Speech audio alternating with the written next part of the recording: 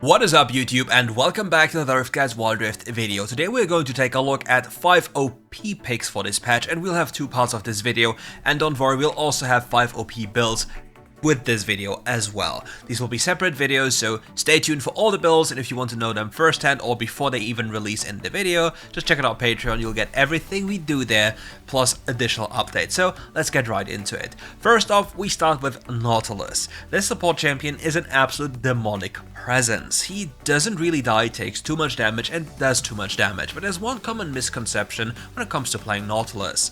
Many Nautilus players, for whatever reason, start with their first ability, and this is actually quite wrong. You lose out on most of your trades starting with your first ability, and you should rather just use your second ability, the shielding, as an auto-tick reset, and use your flash as an early game engage. The reason for this is the following. Think of this in a certain way. You want to use Hex Flash and have normal flash. So if you trade your normal flash for an enemy's flash, specifically on the AD carry role, you can then hide in a brush for a prolonged period of time to then Hex Flash out of said brush right onto the enemy champion. If they do not go close to these brushes, they are losing EXP and therefore drop down in levels, which then enables you and your jungle to potentially dive the enemy. But the reason why this is so unbelievably broken is Nautilus' just general kit. He procs Glacial Augment with his auto attack since it roots, he has Second Wind if you take it in the runes, which you should, and you have a lot of bonus damage and shielding and healing from your second ability in combination with Relic Shield. So do me a favor, if you play support, just check out Nautilus, you will definitely not regret it. If there's one champion that is pretty well paired up with a Nautilus, it is going to be Lucian. Many players only exclusively play Nami Lucian, and I do not think it's necessarily the best. I'd rather go with a Lucian Nautilus constellation.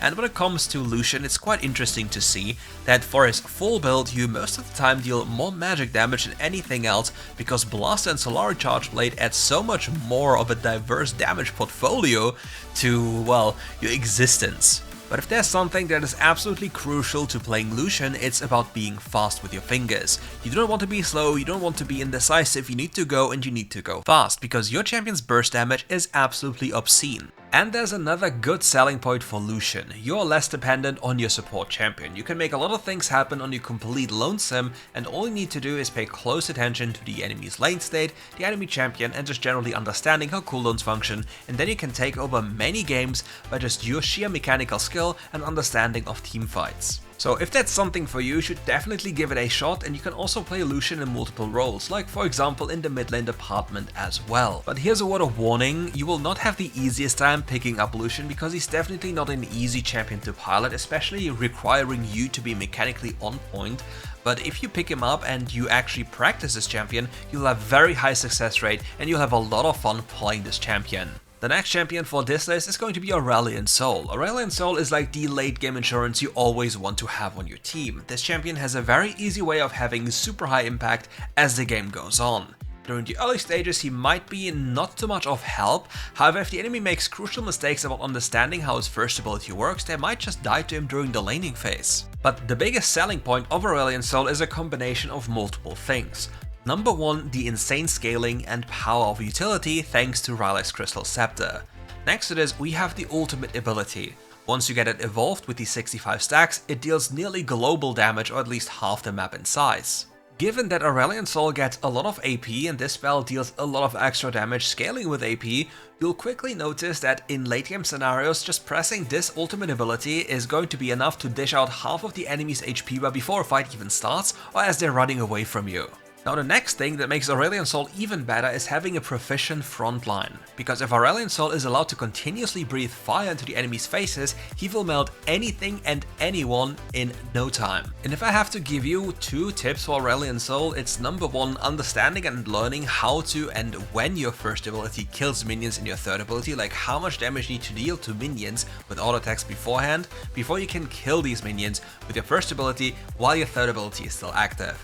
And the next thing you need to understand is that your second ability is also an immediate reset for your first ability's cooldown. So as you're dealing damage with your first ability, continuously breathing out fire, you can use your second ability upon it going on cooldown to instantly reset and reposition while also breathing fire. this is going to be superbly useful the moment you get into chase down scenarios, especially when you really need to take over a fight with your second ability, which also empowers the damage of your first ability. Nonetheless, you have to be relatively careful because Aurelion Sol will not be the insane carry in the early to mid game other champions can be, for example like a Kassadin. But this champion, once he is scaled up, makes it very difficult for the enemy to approach any objective, to siege your base, because your champion can literally lock minions in place, and it also includes the Herald. And now we need to talk about a champion that is just absurdly broken, and here we have Viego. This champion got buffed into oblivion, as in typical Riot gesture, you know, they just see a champion that isn't performing well, buff every single spell, base stats, the entire family, give them 50 billion coins and just make them absolutely overtuned. And we're at a point where Viego is now absolutely broken. This champion features an insane jungle clear and super high exit and entry damage. What this champion does is he has an execute damage on his ultimate ability, he has a double hit on his passive after hitting an enemy with his spell, he has percentage current HP damage and scales wonderfully well with crit. So whatever you build on Viego, you will still deal plenty enough damage, and once you take one reset on whomever, you will then immediately be an absolute threat for the enemy backline, since your reset nature is going to make it increasingly difficult for the enemy to avoid you, and obviously not giving their life to you, because then it's another reset situation and then a Katarina moment happens and everybody is dying. But as per usual, when it comes to jungling, please do yourself a favor, learn how to properly fully clear your jungle, so that way you're not griefing yourself with inconsistent income, and stop going for random flip fights or flip scuttle crabs or whatever. You can have consistent gold income in the jungle through perfect full clearing and understanding where to be, why to be there, and how to be there. And if you want to know more about this, we also have one specific video about this, for like a 2-hour video about jungling and top lane, where you can just check out everything you need and want to know about this in-game in general. But yeah, do yourself a favor, pick up this champion. Viego is absolutely wonderful and absolutely broken, and even if Riot is about to nerf him, which is very likely, he will still be in a position of absolute power unless Riot really chooses to gut him brutally. With that out of the way, we need to talk about a champion that every one of us wants to see gutted, and here we have Yasuo. This champion is an absolute demonic existence that simply doesn't die. For some reason, they also thought it's a good idea to buff his health regen even more, because in all honesty, how does it make sense that a champion which first items always defensive boots in 99.9% of the games due to how the game functions nowadays, to grant him even more health regen, which then in return also scales with these boots, making him even more powerful, as well as he's running for like second wind in the first place. So if you lock in Yasuo in the mid lane, there's just no champion that literally bullies you out of the lane because you're way too tanky. Your sustain is too high, your laning pressure is too enormous with your third ability start, and the damage in early game skirmishes is also way too insane thanks to the base stats of your champion. If you just take a look at how big your shield is, how much base HP you have, the fact that you start with a ruby crystal granting you another 150 HP, and the instant access to boots making it impossible for mage-like characters to even damage you, makes it literally impossible for you to die on Yasuo. So I personally find it very amusing to always see these Yasuos literally run it down and die and have scores of 0-10, which makes absolutely no sense to me, because this champion is so difficult to kill and it's so difficult to die with. Because in all honesty, you as a Yasuo champion, all you have to do is press wind wall and the enemy's 80 carry life is absolutely miserable. So yeah, don't worry, we'll give you the builds in another video, and we'll see each other for more RiftGuides content very soon. Check out the links in the description below, check out everything, and we'll see each other for more RiftGuides content very soon. Maybe also some streams, I don't know yet. Anyway, see you soon, bye bye.